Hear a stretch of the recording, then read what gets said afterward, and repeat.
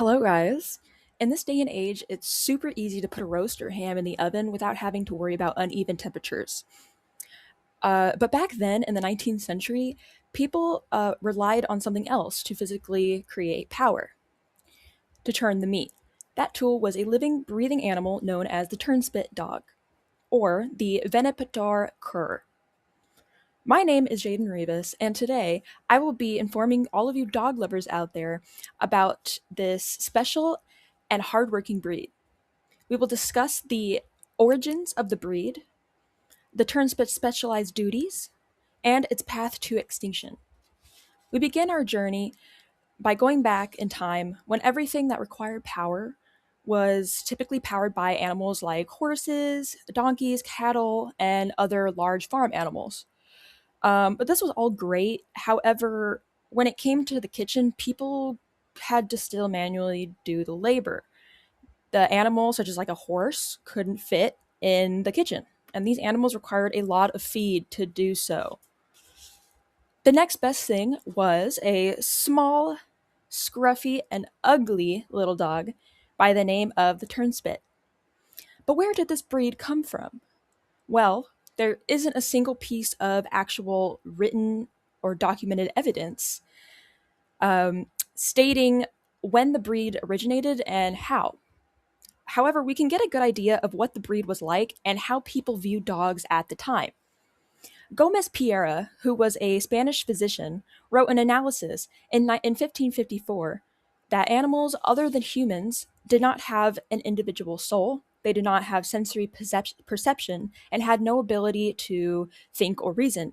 Similarly, Neil Humphrey, with the Department of History at the Ohio State University, quoted from Edward Jess's writing that, and from the anecdote of dogs, that the breed was forced to perform onerous labor under the threat of physical or verbal abuse.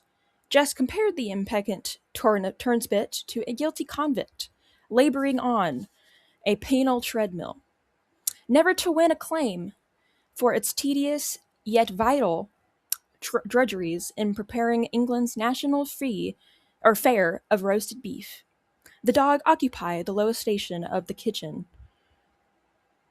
Also, from the same writing by Jess, they explained that or what the turnspit looked like, quoting the dog as short and long-bodied, crooked-legged, and ugly, with a suspicious, unhappy look about them. They kind of look like a mix between a wiener dog and a ferret, or a rodent, similar to watching a hamster run on a wheel. Similar to wheels, or speaking of wheels, because the turnspit were bred to run on wheels that turned to create power, the kitchen wasn't the only place they were actually needed. The turnspit was capable of powering inventions such as that made life easier, such as owner Alptikins with a PhD in sociology quoted that the breed was capable of running on a wheel that could power a butter churner, a fruit presser, and even a grain miller, a knife grinder, and a water wheel, which with a pack of four.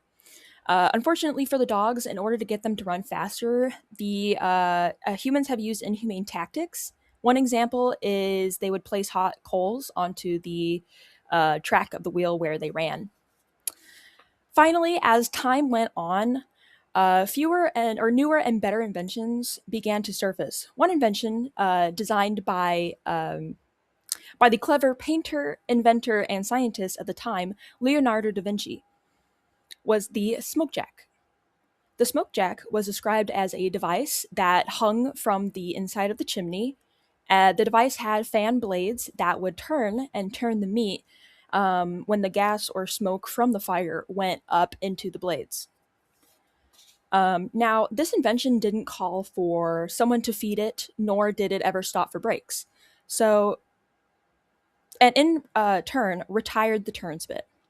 Neil Humphrey, with the Department of History, added that because the dogs were all strictly bred to run on a wheel, people stopped breeding them once machines did all of the work.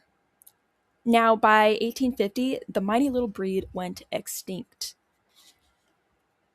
Now that we are more knowledgeable with the origins of the turnspit and its breed, their specialized duties, and its extinction, we can appreciate this small little breed.